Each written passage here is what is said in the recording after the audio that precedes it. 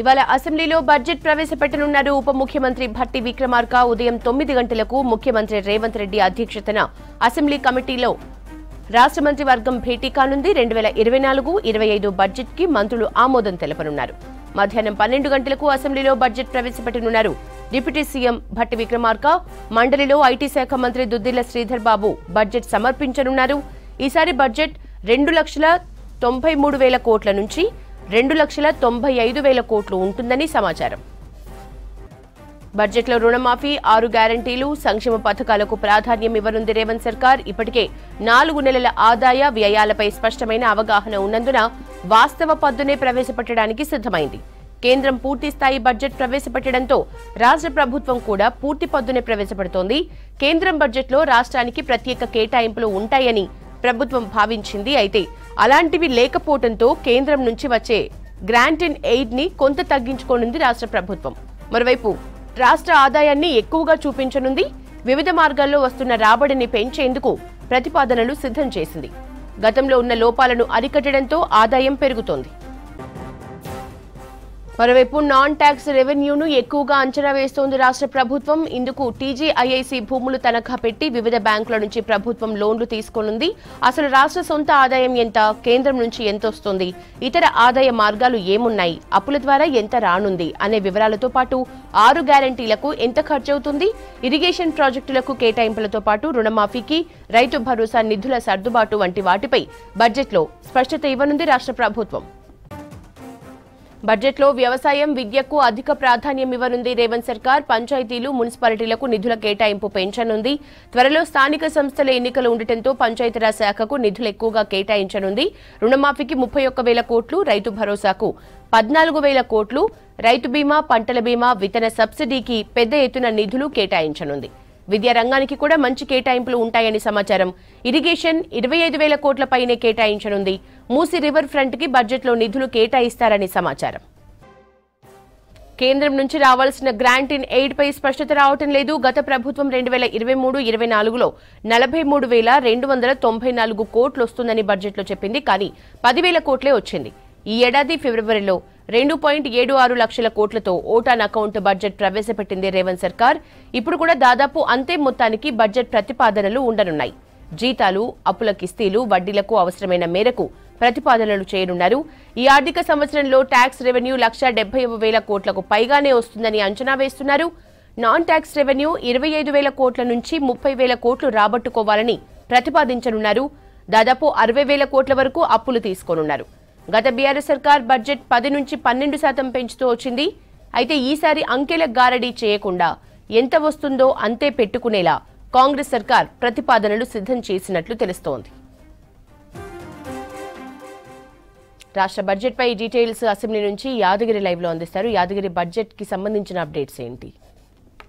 యశోద, కొద్దిసేపట్లో assembly committee హాల్లో రాష్ట్ర క్యాబినెట్కి సంబంధించి క్యాబినెట్ సమావేశం కాబోతుంది. అయితే ఇవాళ అసెంబ్లీలో బడ్జెట్ ప్రవేశపెట్టబోతున్నారు. 2024-25కి సంబంధించినటువంటి వార్షిక బడ్జెట్ను అసెంబ్లీలో ప్రవేశపెట్టబోతున్నారు. దీనికి సంబంధించి ఇవాళ మరికొద్ది సేపట్లోనే క్యాబినెట్ సమావేశం నిర్వహించి అందులో ఈ బడ్జెట్కు సంబంధించిన దాన్ని ఆమోదం తెలుపుతారు. అయితే ఇందులో అంటే గతంతో పోల్చుకుంటే గత బీఆర్ఎస్ హయాంలో ఈ బడ్జెట్ అంటేనే మొత్తం అంకెల గారడిగా ఉండేది. కేటాయింపులకు బడ్జెట్ ఏదైతే అసెంబ్లీలో ప్రవేశపెడతారో ఆ ప్రవేశపెట్టిన దానికి కేటాయింపులకు ఖర్చు చేసేదానికి అసలు పొంతన లేకుండా ఉండేది. కానీ ఈసారి ఈ ఏదైతే వాస్తవాలకు దగ్గరగా ఉండే విధంగా ఈ బడ్జెట్ ఉంటుందని చెప్పేసి కాంగ్రెస్ ప్రభుత్వం ముందు నుంచి కూడా చెప్తుంది. దాదాపుగా మనం ఓటాన్ అకౌంట్లో కూడా చూసాం. ఓటాన్ అకౌంట్లో తరహాలోనే ఈసారి కూడా ఈ వార్షిక బడ్జెట్ వాస్తవాలకు దగ్గరగా ఉంటుందని చెప్పేసి అంచనా వేస్తున్నారు. అయితే దాదాపు 2,80,000 కోట్ల వరకు ఈ బడ్జెట్ ఉండే అవకాశం ఉంటుంది. అయితే ఇందులో ప్రధానంగా ఇవాళ ప్రకటించే ఈ బడ్జెట్లో మేజర్గా అంటే ఈ కాంగ్రెస్ ప్రభుత్వం ఏదైతే 6 గ్యారంటీలు అమలు చేస్తామని చెప్తుందో ఈ 6 గ్యారంటీలకు సంబంధించిన దానికి ఈ పథకాలకు సంబంధించి ప్రధానంగా ఎక్కువగా ప్రయారిటీ ఇచ్చే అవకాశం ఉంటుంది. ఎందుకంటే ఇప్పటికే ఈ 6 గ్యారంటీలో కొన్ని పథకాలు అమలు అవుతున్నాయి. ఇక మరికొన్ని పథకాలు కూడా అమలు చేయడానికి ప్రభుత్వం సిద్ధమవుతుంది. దానికి సంబంధించినటువంటి ప్రతిపాదనలు తర్వాత రూల్స్ కూడా దానికి సంబంధించిన రూల్స్ కూడా ఫామ్ చేస్తూ ఉన్నారు. కాబట్టి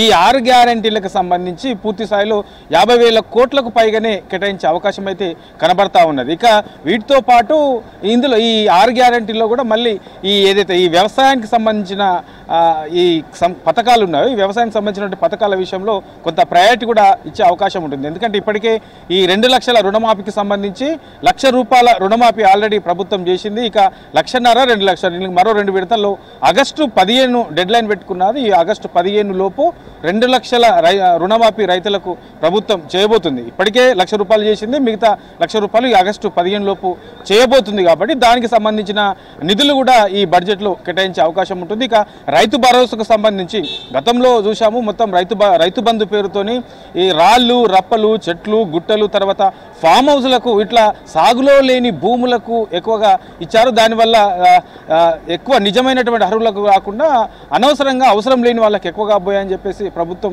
భావిస్తుంది. కొన్ని దానికి సంబంధించినటువంటి ప్రూఫ్లు కూడా బయటపెట్టింది. కాబట్టి ఈసారి అట్లా ఏదైతే సాగుకు సంబంధం లేని వాళ్ళు ఈ రైతు భరోసా అవసరం లేని వాళ్ళు ఉంటారో వాళ్ళందరినీ కూడా తీసేసి నిజమైనటువంటి సాగుదారులు ఎవరెవరు ఉన్నారు, ఎంతమంది ఉన్నారు, వాళ్ళకి ఎట్లా ఇవ్వాలి, సంవత్సరానికి 2 సీజన్లకు కలిసి ఈ రైతు భరోసా పేరుతోని 15,000 ఇస్తామని చెప్పేసి ప్రభుత్వం చెప్పింది. అందులో కౌలుదారులు కూడా ఇస్తామన్నారు. కాబట్టి ఈ రెండింటికి సంబంధించినటువంటి దాంట్లో ఎంతమంది ఉండే అవకాశం ఉంటుంది, దానికి ఒక సీజన్కు ఎంత అవసరం ఉంటుంది అనే దాని మీద పూర్తి స్థాయిలో ఇవాళ రైతు భరోసాకు సంబంధించిన దానికి కూడా బడ్జెట్ కేటాయించే అవకాశం ఉంటుంది. ఇక దీంతో పాటు హైదరాబాద్ డెవలప్మెంట్ మీద కాంగ్రెస్ ప్రభుత్వం ప్రధానంగా దృష్టి పెట్టింది.